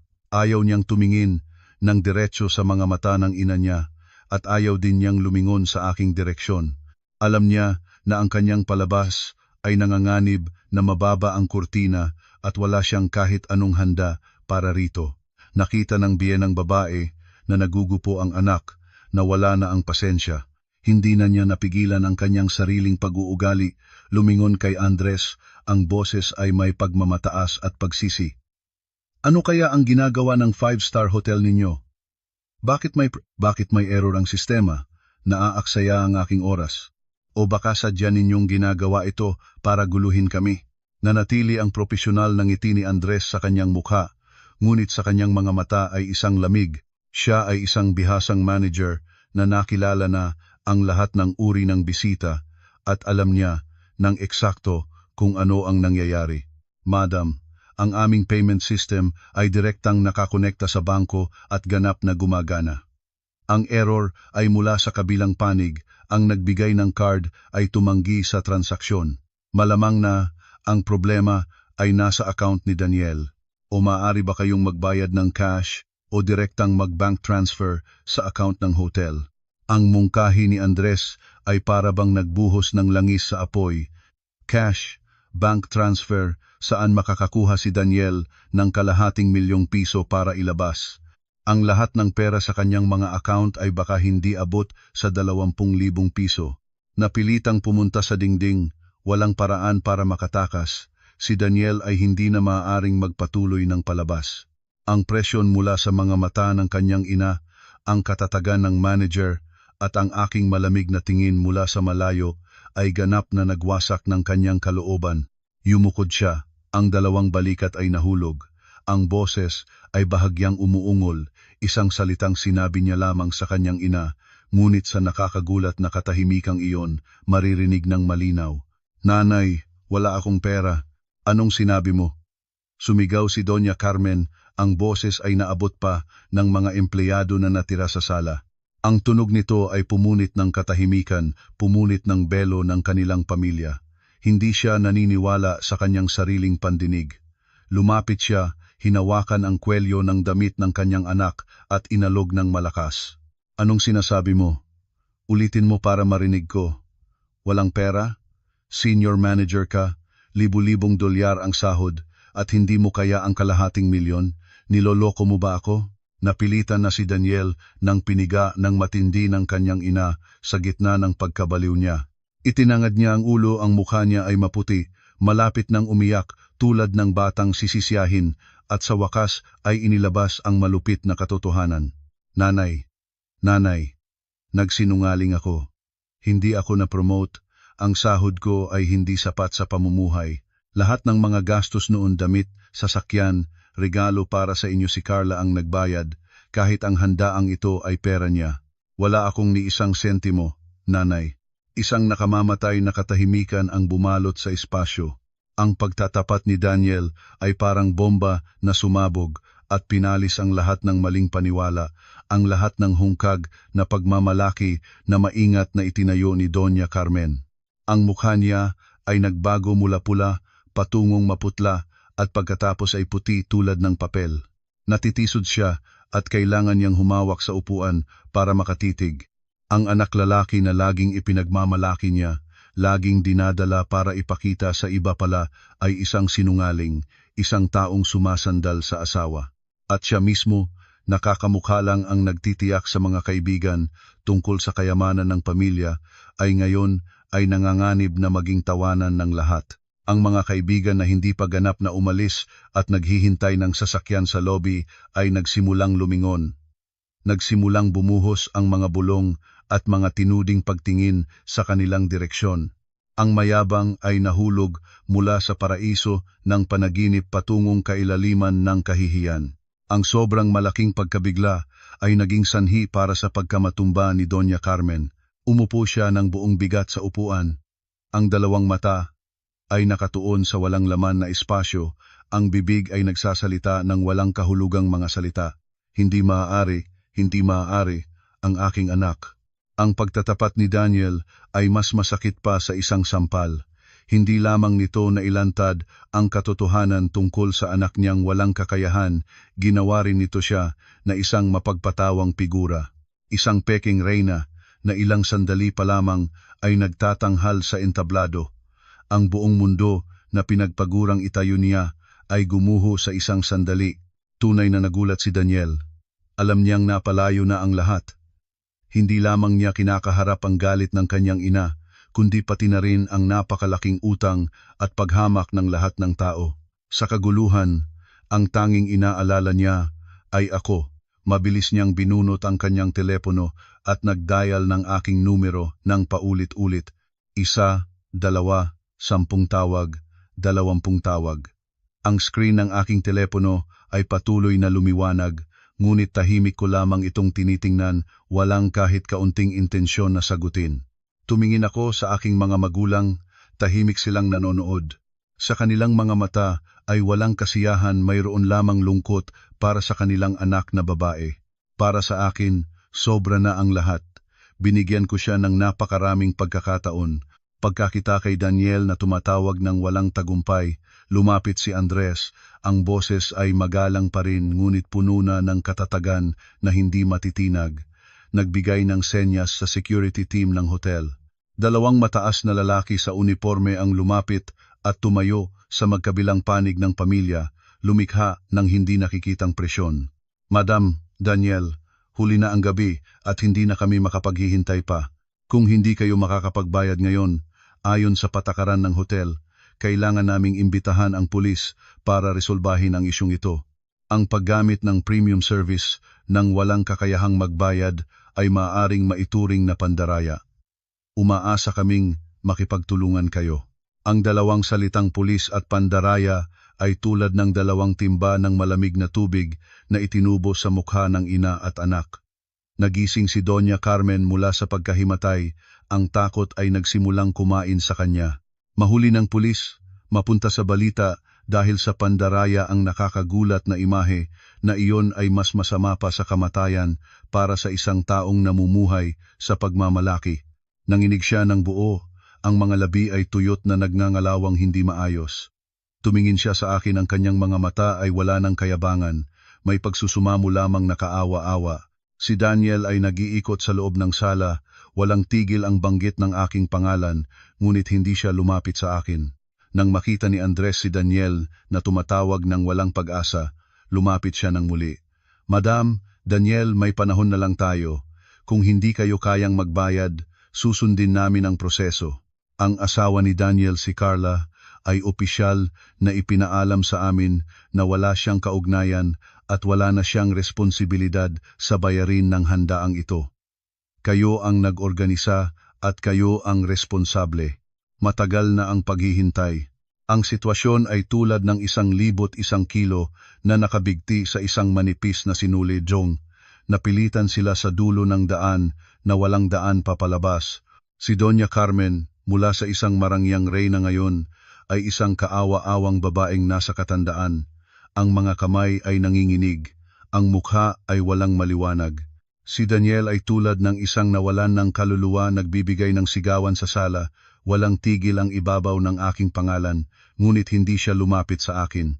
Nagtayo nila ng kanilang sariling bitag sa pamamagitan ng kanilang sariling kasakiman at pagmamalaki, at ngayon ay kailangan nilang harapin ang kabayaran. Sa desperasyon, sumigaw si Daniel sa buong lobby. Nagtatanong sa bawat empleyado kung nakita nila ako. Umaasa siyang mahanap ako sa isang sulok para makapagmakaawa ng huling beses. Isang batang empleyado na malamang ay nakilala ako nang bumaba kasama ang aking mga magulang ay nagturo sa kanya. Po, parang nakita ko kanina ang ma'am ninyo na kasama ang dalawang matandang bisita paakyat sa VIP elevator patungo sa Presidential Suite sa ika-45 palapag. Hindi pa sila bumaba. Parang, sa pagkarinig nito, si Daniel ay parang nakahawak sa huling buhay. Walang pag-iisip, mabilis niyang hinawakan ang bisig ng kanyang inang umiiyak ng malakas. Nanay, sumunod ka sa akin, alam ko na kung nasaan siya. Siya lamang ang makakatulong sa atin. Dalawang mao at anak, isa ay nangalay, isa ay puno ng lakas ng isang hayop na napilitan naglusob patungo sa VIP elevator area, binaliwala ang pagpigil ng security team. Lumayo kayo, puntahan ko ang asawa ko. Itinaboy ni Daniel ang mga seguridad ng walang ingat. Ang kanyang duwag na ugali ng napilitan ay naging katapangan. Pinindot nila ang elevator pataas sa ika-45 palapag.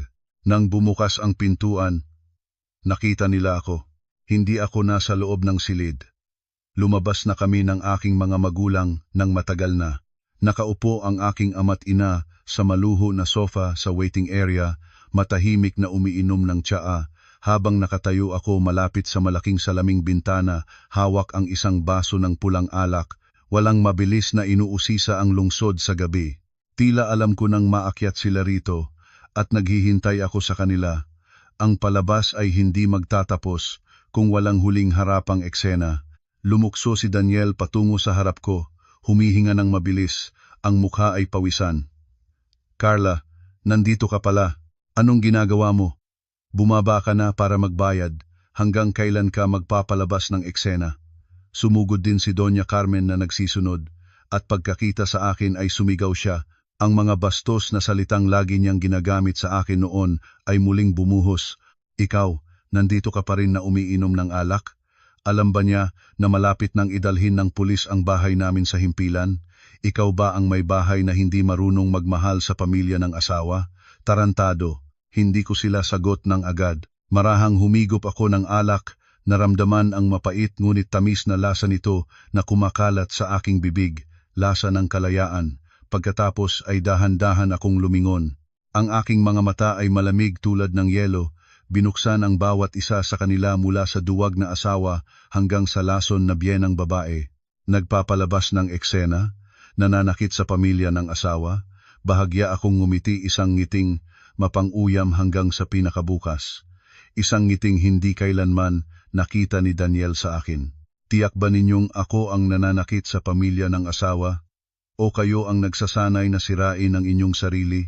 Nang nakatayo kayo sa ibaba, sa harap ng napakaraming tao, pinahiya ninyo ang aking mga magulang, inusisa sila parang mga hayop.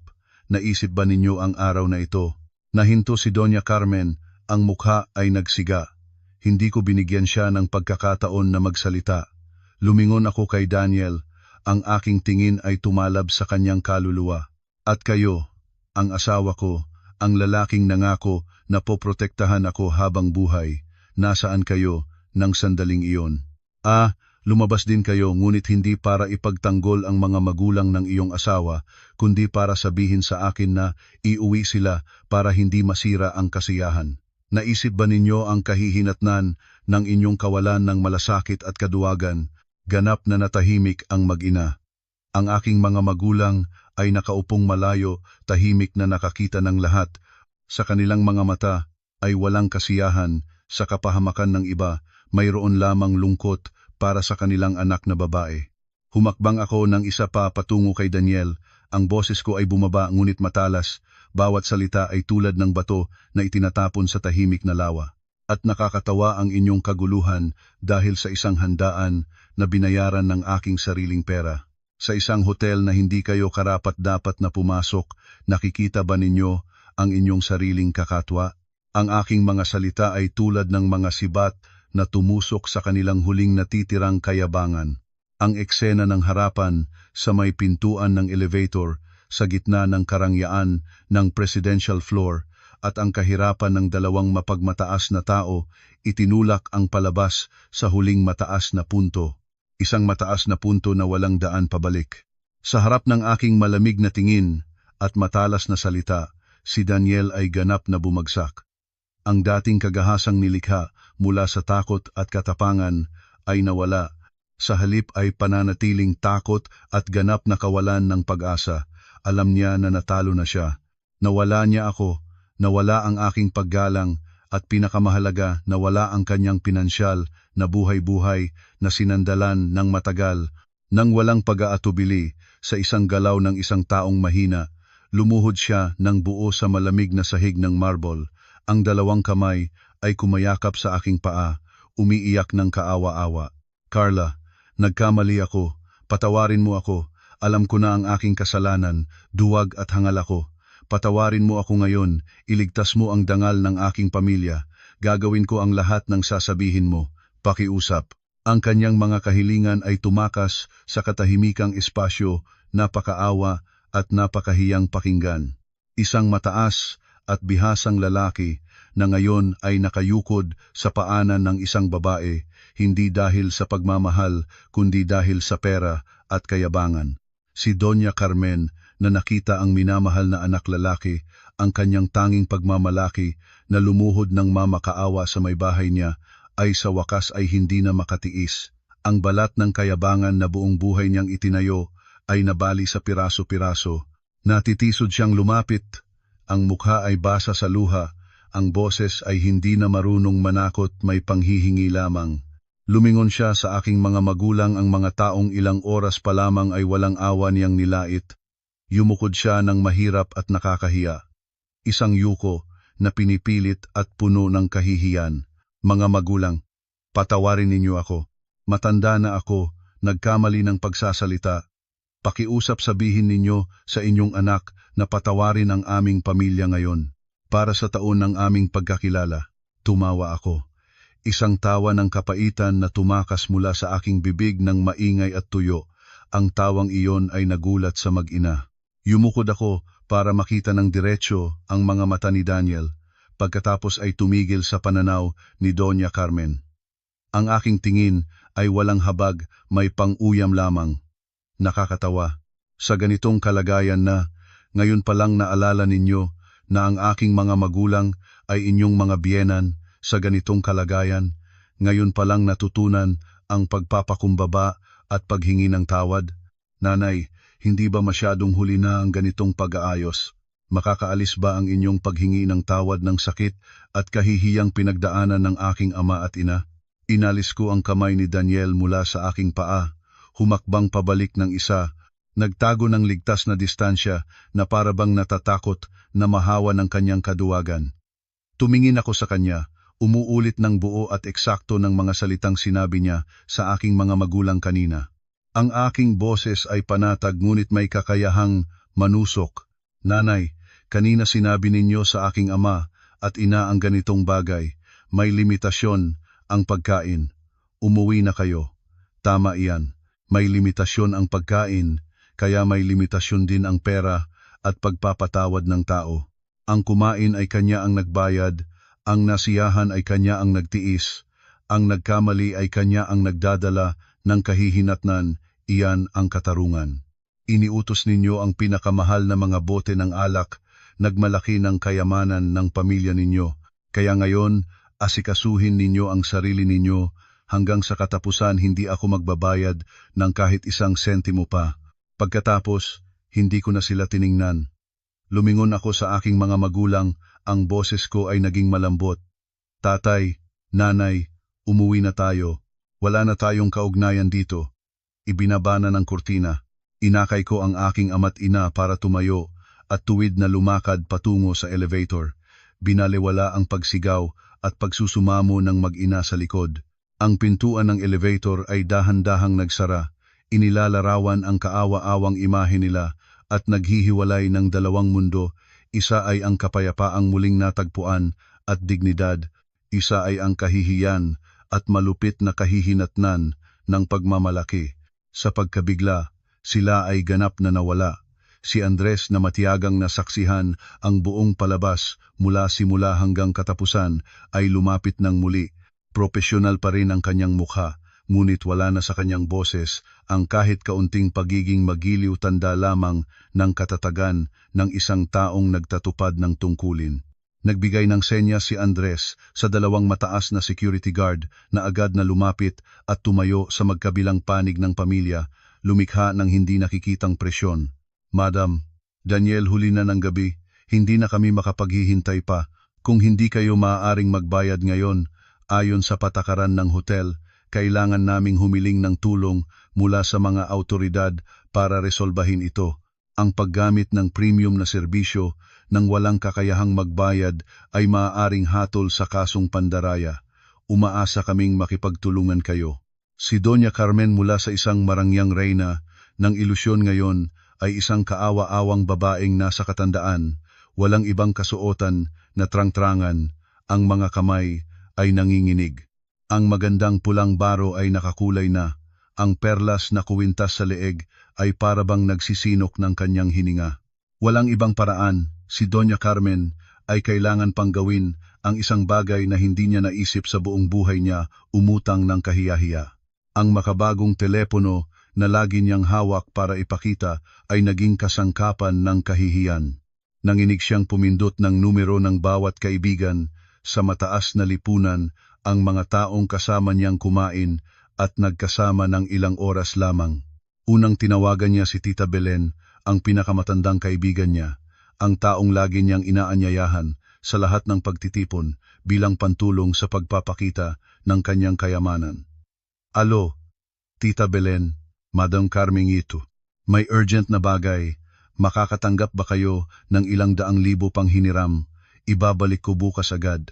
Sa kabilang linya, tawa ang Tita Belen, ang boses ay puno ng panlalait, walang natamis. Naku, Madam Carmen, binibiro ba ninyo ako?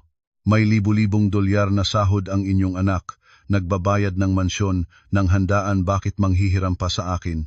Wala akong pera, hawak ng asawa ko ang lahat. At narinig ko na ang totoo, ang lahat ng gastos ay si Carla ang nagbayad. Bakit hindi siya magbayad para sa inyo? Sige na, abala ako. Pagkatapos ay ang ikalawa, ikatlo, ikaapat, lahat ng resulta ay pareho. Ang mga kaibigan nakakakain pa lamang at nagsasawa sa selebrasyon ay naglabas na ng lahat ng dahilan para tanggihan. Isa ay nagsabi na hawak ng asawa ang pera. Isa pa ay nagsabi na namuhunan sa lupa at walang natira.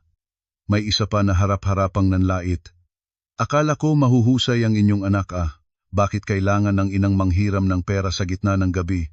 Susunod na beses na mag-organisa ng handaan, siguruhin muna ninyo na may pera kayo. Bawat tawag ay isang pagkakataon para mapunit ang huli nilang dignidad. Napansin niya na ang mga ugnayan na ipinagmalaki niya noon ay itinayo lamang sa panloloko at pagsasamantala. Nang kailangan pa niya sila, mabilis silang lumayo. Walang makautang, napilitan si Doña Carmen na gamitin ang huling kakayahan. Nakiusap siya sa manager na payagan siyang mag-alok ng mga ari-arian. Dahan-dahan niyang tinanggal ang mabigat na ginto sa leeg, ang mga hikaw na perlas, at ang brilyanteng sing-sing na lagi niyang sinasabi na branded na dala mula Pransya. Lahat ng alahas na ginamit niya para palamutian ang kanyang maling karangyaan ay kailangan na niyang ibigay para bayaran ang utang, tulad ng isang peacock na nakalbo ng lahat ng balahibo. Nagdala ang mga empleyado ng timbang at brilyante tester. Sinuri at tinasa nila ito sa harap ng mga nagmamasid. Ang lahat ng alahas ay pinakahalaga lamang ng mahigit 100,000 piso, parang patak sa karagatan kumpara sa 500,000 piso na bayarin. Sa wakas, kailangan niyang magsulat ng promissory note na banggit ang buong pangalan, numero ng ID address ng tahanan, nangako na magbabalik ng buo sa loob ng 24 na oras o haharapin ang buong responsibilidad sa batas. Kasama ang papel ng utang sa kamay, walang suot na alahas, ang buhok na dating nakasuot ay ngayon ay gulong-gulo, at mga tingin ng paghamak ng lahat ng tao, saka lang siya pinayagang umuwi. Sa gabing iyon, hindi lamang siya nawalan ng pera, nawalan siya ng pinakamahalaga sa kanya, ang kayabangan. Mula sa isang reyna ng ilusyon, naging isang may utang na kahiya-hiya sa katotohanan. Dinala ko ang aking mga magulang sa aking sariling kondominium na mataas ang palapag, isang lugar na hindi kailanman nakilala ng mag-ina. Ito ay ari-arian na binili ko ng aking sariling pera bago pa ako nagpakasal, isang ligtas na kanlungan, ang aking sariling mundo kung saan walang paghatol, walang paghamak. Nasa ika-28 palapag ng gusali malapit sa ilog ang kondominium, may malawak na balkonahe na nakatingin sa buong lungsod sa gabi. Personal kong dinisenyohan ang bawat detalye ng loob, ginawa itong mainit, maayos at puno ng sining ganap na naiiba sa lumang kondominium ng pamilya ni Daniel na maalikabok at laging nakakaalipin. Pagpasok ng aking mga magulang, hindi sila makapaniwala. Sa pagkakita ng maayos at malinis na tahanan ng kanilang anak, sila ay natuwa at nalungkot sabay. Lumigid ang aking nanay sa paligid ng tahanan, hinipo ang malambot na sofa, tinanaw ang makabagong kusina na may lahat ng kagamitan. Pagkatapos ay umupo siya, hinawakan ang aking kamay, ang boses ay nanghihinaling ng hihinayang. Mayroon ka palang ganito kalinis na tirahan, bakit hindi mo sinabi sa amin? Bakit pa kailangan mong magsimot sa ibang bahay? Napakapangit mo, Carla, pinahirapan mo ang iyong sarili sa loob ng maraming taon. Ngumiti lamang ako, isang ngiti na nagpawalang saysay ng lahat ng pasanin. Naghanda ako ng mainit na chamomile tea para sa aking ama at ina para makapagpahinga pagkatapos ng mahaba at magulong araw. Mula sa sandaling iyon, hindi na kailanman magtatago ng kahit ano para sa kanila. Magiging ako ng buong buo at gagamitin ang aking kakayahan para pangalagaan sila. Gabi na mahigit 1:00 ng madaling araw. Nang natutulog na ang aking ama't ina, nang mahimbing sa sala, narinig ko ang mahinang at pag-aatubiling pagtunog ng doorbell. Alam ko kung sino iyon. Tumingin ako sa peephole, si Daniel ay nakatayo roon, nag-iisa, parang bangkay, tila nadaanan siya ng bagyo. Ang buhok na laging binalay ng maingat ay gulo na, ang damit ay gusot, ang mga mata ay namamaga at pula. Huminga ako ng malalim, pinagsikapang panatilihing tahimik ang aking puso, pagkatapos ay binuksan ang pintuan. Tumingin siya sa akin, pagkatapos ay sa loob ng kondominium, ang mga mata ay komplikado, may sisi, may kahilingan, at halo ng pagkagulat at kaunting inggit. Carla, sa iyo pala ito? Bakit hindi ko kailanman nalaman? Hindi ko sinagot ang tanong. Ang tanong na iyon ay sobrang walang katuturan na. Bahagya ko lang siya pinagliwanagang makita ang mga maleta na buo at maayos na nakalagay sa harap ng pintuan. Lahat ng kanyang gamit-damit, sapatos, mga personal na ari-arian ay inilipat ko na mula sa lumang bahay. Walang kulang, walang natirang kahit isa. Gusto ko ng isang ganap at malinis na paghihiwalay. Anong ito? Anong gagawin mo? Umuutal siya. Ang boses ay nanginginig, tunay na takot ang makikita sa kanyang mga mata. Pumasok ako at kinuha ang isang tumpok ng papel mula sa mesa, malamig na inilagay sa kanyang kamay. Kasulatan ng diborsyo, handa na ang aking pirma. Pumirma ka na rin, dito tayo magtatapos. Ang dating aming bahay ay ari-arian mula sa kasal, kahit pera ko ang karamihan, hindi ko na kailangan. Para ito, sa huli naming pagmamahal, at para sa iyo at sa iyong ina na maiuwi. Ang iyong mga gamit ay nandito na, dalhin mo na. Nagulat si Daniel sa kasulatan, pagkatapos ay sa akin, hindi makakapaiwala sa nangyayari. Itinatapon niya ang papel sa sahig at sumigaw, ang desperasyon ay naging galit. Bakit? Bakit ganito ang pakikitungo mo sa akin? Para lang sa isang maliit na insidente, magdidiborsyo ka na? Ang 5 taon ng ating pagmamahal, itatapon mo lahat? Mayroon kang pera, may sariling tahanan, at itinago mo sa akin, sa aming pamilya. Tiniis mo bang panoorin ang pagkahiyang aming pinasan? Maliit na insidente. Tumatawa ako ng mapait, Tumakas ang tawa mula sa aking bibig na puno ng kapaitan at paghamak. Pinahiya ang aking mga magulang, pinaalis ng parang hayop para sa inyo ay maliit na insidente iyon. Tahimik kang nanonood habang sinasaktan ng iyong asawa at tinatapak-tapak ang pamilya ng iyong asawa para sa inyo ay maliit na insidente iyon. Namumuhay ka sa aking pera, ginamit ang aking pera para lumikha ng peking imahe na nanlinlang pa sa sarili mong ina para sa inyo ay maliit na insidente iyon. Daniel, hindi ka nagkamali dahil mahirap ka. Nagkamali ka dahil mahirap ka at walang ambisyon na sumulong, duwag pa at sinungaling. Hinayaan mong sirain ng iyong ina at ng kanyang hangal na pagmamalaki ang aming pag-aasawa. Ang pera ko iyon. Wala akong obligasyong mag-ulat sa iyo, lalo na nang ikaw at ang iyong pamilya ay ituring lang ako na ATM machine, tapos na ang lahat. Hindi ko siya binigyan ng pagkakataon na magsalita pa. Itinuro ko ang mga maleta pagkatapos ay ang pintuan. Tumingin siya sa akin, alam niya na lahat ng salita ngayon ay walang saysay. Ang kanyang tingin ay lumipat mula sa galit patungong kahilingan pagkatapos ay sa kawalan ng pag-asa. Dahan-dahan niyang binulungan ang kasulatan ng diborsyo. Pagkatapos ay isa-isang hinila ang mga maleta palabas ng pintuan. Ang bawat hakbang ay mabigat tulad ng tingga. Sinapak ko ang pintuan. Kinandado ito, binaliwala ang kalansing ng kanyang mga maleta na lumalayo sa pasilyo. Sumiksik ang aking likod sa pintuan, dahan-dahang dumausdos pababa sa malamig na sahig. Ang luha ay nagsimulang dumating ngayon. Umiyak ako hindi dahil sa pag-miss sa lalaking iyon, kundi dahil sa aking sarili. Para sa 5 taon ng kabataang nasayang, para sa sakripisyo at pagtitiis na hindi nakatuon sa tamang lugar. Ngunit pagkatapos ng mga luhang iyon ay isang napakalaking kagaanan, isang lumang kabanata ng aking buhay, isang kabanatang puno ng kasinungalingan at pinsala ay opisyal na sarado na. Pinalaya ko ang aking sarili. Ang mga sumunod na araw ay ang pinakamaitim na seksyon ng buhay ni Daniel at ng kanyang pamilya. Wala na akong kasama para maging walang katapusang ATM machine.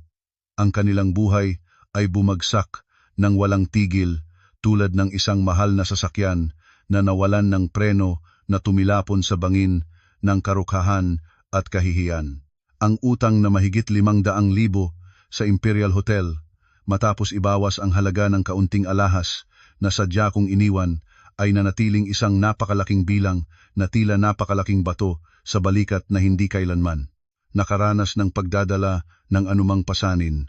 Ang 24 na oras na itinakda ng hotel ay lumipas ng walang kakayahang bayaran. Ang Imperial Hotel, sa profesionalismo at katatagan ng isang 5-star brand, ay hindi nagbigay ng kahit karagdagang oras. Nag-file sila ng reklamo sa hukuman. Hinihiling sa pamilya ni Doña Carmen na bayaran ang buong utang kasama ang multa ng interest sa paglabag sa pangako ng pagbabayad. Ang papel ng pagpatawag ng hukuman ay naipadala ng personal sa kanilang tahanan, hindi sa isang seladong sulat, kundi sa harap ng ilang mausisang kapitbahay. Si Doña Carmen, pagkatapos ng nakakahiyang gabi sa hotel at pagkabigla sa totoo tungkol sa kanyang anak, ay hindi na lumabas ng bahay. Ang mga kaibigan sa mataas na lipunan na dating madalas na nagtitipon sa tsaa at baraha ay walang kahit isang tumawag para magalaga. Ang balita tungkol sa pagtalikod ng bayad sa 5-star hotel, isang kakataasang bagay, ay mabilis na kumalat sa kanilang lupon tulad ng apoy. Kahit saan pumunta si Doña Carmen, kahit sa palengke lang malapit sa bahay, may mga bumubulong at nagtatudluan. Hindi niya kayang tiisin ang napakalaking presyon. Ibinuhos niya ang lahat ng kasalanan sa ulo ni Daniel. Ikaw, lahat ay dahil sa iyo. Walang kakayahan, nakasandal sa asawa, pero ipinagmamalaki pa. Ngayon, ganito na ang nangyari, walang na makita-kita ko sa mukha ng sinuman. Lumabas ka at kumita para mabayaran ang utang.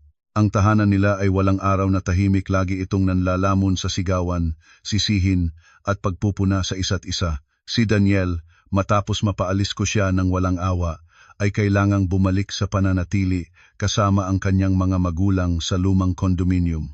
Ang lumang silid niya dati ay kaharian ng isang batang prinsipe, ay ngayon ay maliit at magulo, hindi maaaring ikumpara sa komportableng buhay na siya ay mayroong panahon na kasama ako. Kailangan niyang humingi sa lahat ng panig para umutang at makapagbayad ng utang. Pumunta siya sa kumpanya, walang hiya, na humiling sa mga kasamahan na dati ay ninanasap niya, ngunit walang gustong magpautang sa isang taong hindi mapagkatiwalaan at may iskandalo. Naghanap siya ng mga kamag-anak, ang mga taong dating tinanggap ng mga papuri mula sa mag-ina, ngunit tumanggi rin sila at minuralan pa siya para sa kabalbalan. Sa wakas, napilitan siya sa desperasyon, binaltak ng mga pananaw ng pag-uusig ng ina niya at ng patuloy na mga tawag ng humingi ng utang. Nalapitan ang mga nagpapautang na may mataas na interes, ang mga organisasyong may madilim na background, at doon nagsimulang lumubog ang kanyang sarili ng mas malalim sa butas ng utang. Ang mahirap na pamumuhay, presyon ng utang mula sa hotel at sa mga may mataas na interes, kasama ang pang-araw-araw na pang-uusig ng ina, nagbago ang dating binalay at maayos na lalaki sa isang tigasang figura. Nagsimula siyang uminom, madalas na umuwi na lasing, pabayaan ang trabaho, pumunta sa opisina ng gusot at pagod. Ang kahusayan sa trabaho ay lubhang bumaba. Ang balita tungkol sa insidente sa hotel ay nakarating sa management. Sa wakas ang hindi maiiwasang nangyari. Siya ay tinanggal sa trabaho dahil sa hindi pagtugon sa mga pangangailangan ng trabaho at pinsala sa reputasyon ng kumpanya. Mula sa isang peking senior manager, naging isang tunay na walang trabaho, walang kahit isang mapagkukunan ng kita. Si Doña Carmen naman, ang kayabangan na napintasan, ay ginawa siyang isang mapait at mapagmasid na babae. Wala na siyang pag-iisip para sa pananamit, para sa spa, para sa pagtitipon at pagmamalaki sa mga kaibigan. Ang bawat araw niya ay lumipas sa pagkabahala, takot sa mga tawag ng humingi ng utang at pag-aalab.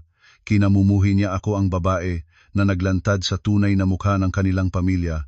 Kinamumuhi rin niya ang aking mga magulang, ang mga taong sinisi niya na nagturo ng kabastusan sa kanilang anak, at kinamumuhi niya ang kanyang sariling anak, si Mang Efren. Nakita ang mga gumuho, walang pera, anak na walang trabaho, ay nagsimulang magalit sa asawa at anak. Lahat ay sa iyo, pinalaki mo ng sobra. Ngayon ay bukas na ang mata, palaganap ng mga mang-aasa. Ang ating pamilya itinayo sa peke, kayabangan at pagsasamantala, sa wakas ay gumuho mula sa loob para makakuha ng pera para mabayaran ang utang sa hotel at sa mga may mataas na interes na nagbabanta na punta sa bahay. Wala silang ibang pagpipilian. Napilitan silang ibenta ang lumang kondominium, ang tirahan na sila ay matagal na nanirahan, ang lugar na naglalaman ng kaunting alaala ng isang pamilya. Pagkatapos ng pagbabayad ng lahat ng utang, maliit na lang ang natira. Kailangan nilang lumipat sa isang maliit at madilim na inuupahang bahay sa isang mahirap na lugar, isang lugar na dati ay nakikita lamang nila sa telebisyon. Mula sa isang pamilyang laging nag-aangkin na sila ay middle class, may edukasyon at may dignidad, sila ay nahulog sa pinakamababa ng lipunan. Masyadong mahal ang naging kabayaran para sa kanilang ginawa. Iyon ang karma, isang makatarungan, malinaw at hindi maiiwasang parusa para sa walang utang na loob, kalupitan at pamumuhay sa pamamagitan ng pandaraya. Kusang loob nilang winasak ang kanilang sariling kaligayahan, dangal at kinabukasan. Habang ang kanilang pamilya ay nalulunod sa dilim ng sigawan, utang at kawalan ng pag-asa, ang aking buhay naman ay nagsimula ng isang bagong kabanata na puno ng liwanag at pag-asa. Natapos ko ang proseso ng diborsyo ng mabilis at maayos. Si Daniel ay walang pinigilan o hinihingi. Malamang ay pagod na rin siya at walang ibang maipanggapit. Ang bahay na dati naming tinitirhan, matapos nilang ibenta para bayaran ang utang, ay hindi ko rin pinag-alala. Para sa akin, ito ay isang lugar lamang na puno ng malungkot na alaala.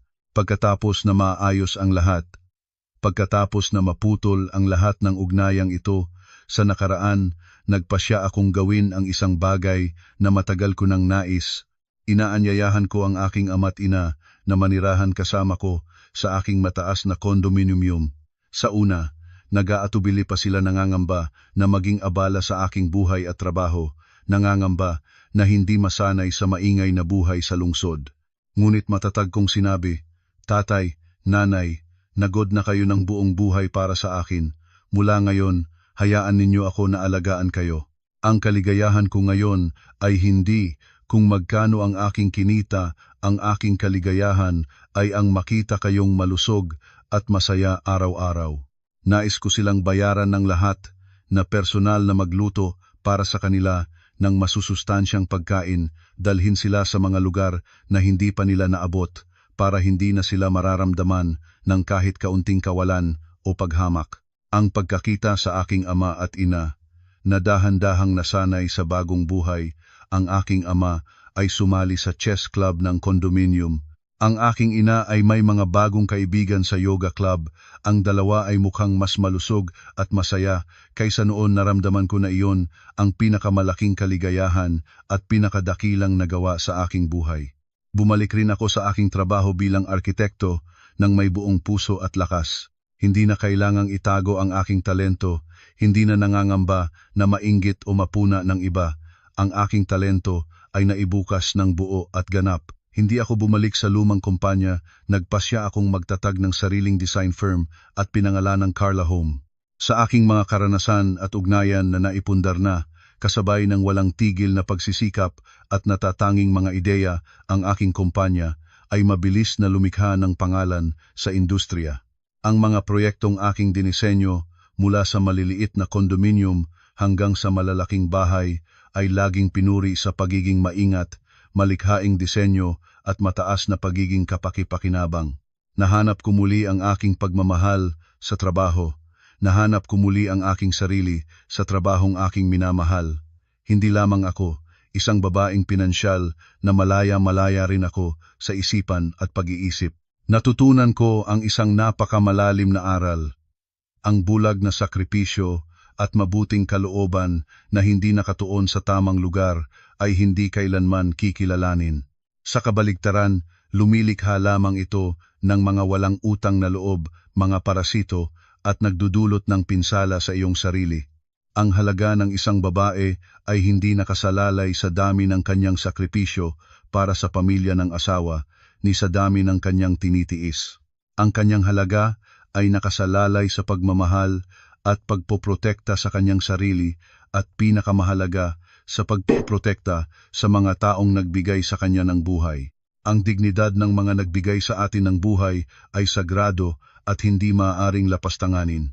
Kahit sino, kahit ang iyong asawa na humamak sa dignidad ng iyong mga magulang, ay hindi karapat-dapat sa pagpapatawad at hindi karapat-dapat na magkaroon ng espasyo sa iyong buhay. Isang hapon sa katapusan ng linggo, kasama ang aking ama at ina, naglakad kami sa parke malapit sa bahay. Ang gintong liwanag ng araw ay bumuhos sa berdeng damuhan, ang hangin ay sariwang kalinis at kapayapaan. Sa pagkakita sa mapayapa at masayang ngiti sa mukha ng dalawang tao habang naglalaro ang aking ama ng chess kasama ang ibang matatanda sa parke, ang aking puso ay nag-init ng labis. Nakaraan na ako sa bagyo, nadapa at nasaktan, ngunit hindi ako natumba. Tumayo ako ng mas malakas at nahanap ang sariling kalangitan. Isang kalangitan ng kalayaan, dignidad at tunay na kaligayahan. Sa harap ko, ang langit ay malinaw pa, at alam ko na ang pinakamagandang bahagi ng aking buhay ay nagsisimula pa lamang ngayon. Hindi na ako nangangailangan ng lalaki para protektahan ako dahil naging isang matibay na puno na ako na may kakayahang maprotektahan ang aking sarili at ang mga taong mahal ko sa buhay. At naniniwala akong sa labas ng mundo, may isang lalaking may sapat na lakas at kabutihan, isang lalaking magmamahal sa akin dahil sa aking sariling pagkatao, dahil sa aking talento at kalayaan, at hindi dahil sa mga bagay na maibibigay ko sa kanya. Ngunit kahit maging o hindi ang taong iyon, mabubuhay pa rin ako ng maningning at buo ayon sa sariling paraan. Kababasa namin ng isang matinding paglalakbay ng emosyon, isang kwentong napakahigpit mula sa unang sandali ng napaka di makatarungang pangyayari sa pamamagitan ng pinakamataas na punto ng pagguho, at sa wakas ay bumukas sa isang katapusang puno ng liwanag ng pagkagising, ang pagpapahalaga sa sarili at ang makatarungang batas ng sansinukob. Ang kwento tungkol kay Carla Reyes, ang asawang lalaki na duwag na si Daniel Cruz, ang mapagmataas na biyenang babae na si Doña Carmen, at ang larawan ng dalawang magulang na nakatayo ng walang lakas sa harap ng hotel ay hindi lamang isang maliit na kwento ng pamilya. Ito ay isang salamin na nagpapakita ng libu-libong pagtatanggol ng uri, maling pangarap at pagnanasa na nagwawasak ng pundasyon ng pamilya. Ang pinakamahalagang aral na ating natutuhan ay ito. Ang tunay na kagandahan ay hindi lumalabas mula sa mga branded na bag o peking pamagat sa trabaho. Ito ay lumalabas mula sa paraan ng ating pakikitungo sa iba, mula sa ating mapagbigay na puso at paggalang sa mga taong mas mahina kaysa sa atin. Nang tiyakin ng biyenang babae na paalisin ang mga magsasaka na magulang ni Carla, naisip niya na itataas niya ang kanyang sariling katayuan. Ngunit sa katunayan, ginawa niya ang kanyang sarili na pinakamahirap sa lahat sa bagay ng pagkatao. Sa ating buhay, mayroon ding mga pagkakataon na walang kamalayan o may sadyang ginagawa natin ang maling paghatol sa ibang tao batay sa mga panlabas na bagay at nagdudulot ng pinsala sa walang kasalanang tao. Ang aral na gagamitin sa totoong buhay ay ito: laging panatilihing malamig ang ulo at mainit ang puso. Matutong tumingin sa kabila ng material na balot para igalang ang mga tunay na halaga. Huwag kailanman, para sa peking kayabangan o mga tingin ng iba, tumalikod sa iyong pinanggalingan at tanggihan ang mga taong nagmahal sa iyo ng walang kondisyon. Ang kayamanan sa pera ay maaaring mawala pagkatapos ng isang gabi, tulad ng eksaktong paraan na ang bayarin na 500,000 piso ay nagtulak sa mag-ina sa bangin. Ngunit ang kayamanan ng pagmamahal sa kapwa-tao, dignidad at pagkatao, ito ay mananatiling walang hanggan at gagawin kang taong may walang hanggang halaga. Huwag kalimutan ang aral tungkol sa duwag na si Daniel Cruz, ang lalaking nangangako ng lahat ngunit nagbibigay ng wala, ang lalaking nabubuhay sa liwanag ng kahirap na asawa ngunit hindi kinikilala ito. Ang pag-aasawa ay hindi isang entablado para sa pagkuha ng liwanag, ni hindi rin lugar para itago ang mga kakulangan sa pamamagitan ng magagandang salita. Ang isang tunay na lalaki ay hindi nangangamba o nakikidama sa tagumpay, katalinuhan ng kanyang asawa. Sa kabaligtaran, ipinagmamalaki niya ito, nagpapasalamat at ginagamit ang kanyang pagmamahal at lakas para pangalagaan ang kanyang asawa laban sa mga bagyo mula sa kanyang sariling pamilya. Si Carla ay kumakatawan sa pagbangon ng kababaihan na hindi tumuturing na ang kanilang lakas ay sa walang katapusang pagtitiis, kundi sa kakayahang pamahalaan ng pera at kapangyarihang tumanggi sa mga hindi karapat-dapat. Huwag isakripisyo ang iyong karera, huwag tumigil sa pag-aaral at pagsisikap para maging pinansyal na malaya. Gawin ang iyong sarili na matatag na puno na may kakayahang sumunggap ng sarili nitong sustansya, huwag gawing isang marupok na halamang nakasandal sa ibang punong kahoy. Kung ikaw ay may tunay na halaga sa sarili, matatag, at may kakayahang pamahalaan ang iyong sariling pera, palagi kang magliliwanag na may kumpiyansa at dignidad na hindi kahit sino, kahit na ang pamilya ng asawa o mga hadlang ng lipunan, ay makakahamak o magpapahirap sa iyo ng basta-basta. Ang sakripisyo at kabutihang loob ay tunay na makabuluhan at maganda lamang kapag ibinibigay sa tamang tao na nagpapahalaga dito. Para sa mga walang utang na loob, ang iyong mabuting kalooban ay parang basura na tinatapak-tapak. Matuto kang magtatag ng matibay na hangganan sa mga relasyon. Handa kang umibig ng buo, ngunit handa din na putulin ang mga nakakalason na ugnayan ng may lamig at katapatan. Ang buhay na ito ay masyadong maikling para mamuhay nang walang saysay sa kawalan ng pag-asa. Magpalakas ng loob na itapon ang mga pasaning hindi sa atin at lumikha ng isang kahariang kaligayahan kung saan ikaw ang reyna. Sa pagtatapos, ang imahe ni Carla na inakay ang kanyang ama at ina sa kanyang kondominium na puno ng liwanag para paligayahin at pangalagaan sila ng malaya ay isang makapangyarihang mensahe tungkol sa muling pagsilang, kalayaan, at tunay na pagmamahal na maaaring abutin ng sinuman kung sila ay may tapang. Ang bawat isa sa atin ay dumadaan sa mga bagyo, natutumba at nasaktan, ngunit hindi tayo natutumba ng tuluyan. Natututo tayo, tumatayo ng mas malakas, at nahanap ang sariling langit. Ang pinakamaningning na korona ay hindi ibinibigay ng iba, ito ay tinutubig ng iyong sariling pagsisikap, katalinuhan at pagkatao. Maging matapat sa iyong pagmamahal sa iyong mga magulang, ngunit may hangganan. Matuto kang hasain ang tabak ng iyong kalayaan para protektahan ang mga nagbigay sa iyo ng buhay at protektahan ang iyong sariling puso. Mahal na mga mambabasa, umaasa ako na sa pamamagitan ng kwentong ito, ang sinumang naiipit sa isang mapaniil na pag-aasawa o sinasamantala ay makakahanap ng isang apoy ng tapang na itapon ang mga mabibigat na pasaning hindi sa kanila para mamuhay ng isang maningning, marangal at ipinagmamalaking buhay. Ang lahat ng nilalaman ng kwentong ito na inyong nabasa ay ganap na kathang-isip lamang at isang orihinal na natatanging likha na puno ng dedikasyon ng aming pangkat na ginawa para magbigay ng mga sandali ng libangan, pahinga, at nagdadala ng mga malalim na mensaheng pangkomunidad at pang-edukasyon tungkol sa buhay pamilya.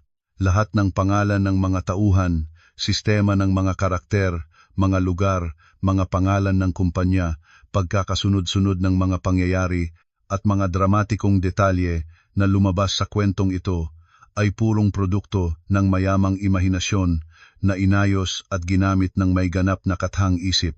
Ang anumang pagkakatulad o pagkakaisa sa mga tunay na individual o sa mga pangyayari, bagay o kwento na naganap sa katotohanan ay ganap na hindi sinadya at hindi naglalagay ng bintang sa sinuman. Pinatutunayan namin na ang bawat balangkas ng kwento ay aming maingat na pinag-aralan, pinag-isipan, isinulat at inayos ng may buong dedikasyon. Tinitiyak ang pagiging natatangi at pagiging isa nito. Ganap na walang kahit na anong bahagi ng kwentong ito na kinopya, ginamit muli o hindi tunay.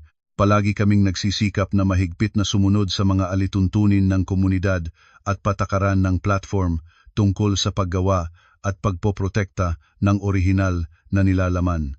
Ang aming pinakamataas na layunin ay walang iba, kundi ang magdala sa inyo mga minamahal na mambabasa ng kahangahangang karanasan sa pagbabasa, tunay na emosyon, na may kasanayan na nagtatago ng malalim na aral na pang-edukasyon at pantao, at nagdadagdag ng kaunting kagalakan at kapayapaan sa pang-araw-araw na buhay ng bawat isa sa inyo. Maraming salamat sa inyong mapagmahal na pansin. Hanggang sa muli, paalam. Inaanyayahan namin kayo